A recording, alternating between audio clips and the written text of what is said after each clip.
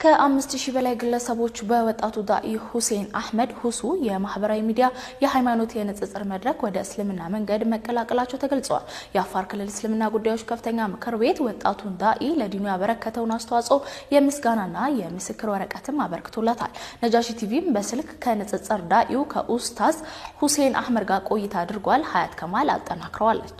ከ5000 በላይ የሚገመቱ ግለሰቦች በማህበራዊ ሚዲያ የሃይማኖት ንጽጽር መድረክ በንጽጽር ዳኢው ኡስታዝ ሁሴን አህመድ ሁሱ አማካኝነት መግባታቸው ተገለጸ።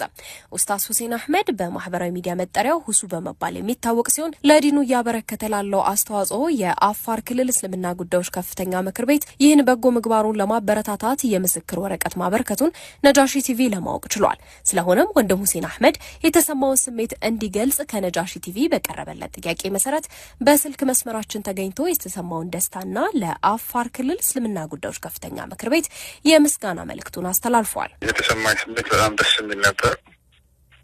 ለዲናቸው ምን ያክል ክብር እንዳላቸው አሳይተውኛል። የአፋር ክልል ሰዎች አላህ ጀዛቸውን ይክፈላቸው። ነገ መልቂያ ማድረግ ከዚህ በላይ ከአላህ ፊት የእርሱም የምስክር ቃሉን እንፈልጋለን። ያው ትልቁ ተስፋዬ ነገ መልቂያ ከነቢያቶች ጋር አብሮ አላህ ሱብሓነሁ ወተዓላ ስነስቶ አንተም ነቢያቶችን ያዘዝኳቸውን አድርገሃል። ዛሬ ላይ በምድር ላይ አላህ ሱብሓነሁ ወተዓላ ተቀባይነት ስለሰጠኝ ምስጋና ይገባው እና የአፋር ክልል ሰዎችን ሙሉ ላመሰግን እወዳለሁ።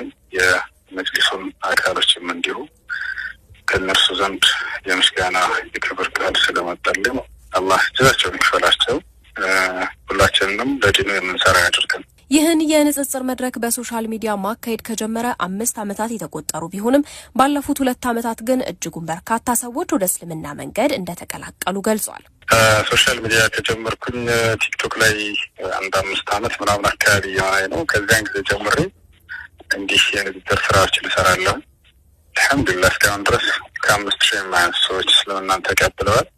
በተለይ በዚህ ባለፉት አመታቶች በአንድ አመት 2 አመት ውስጥ በጣም በርካታ ሰዎች ተቀብለዋል።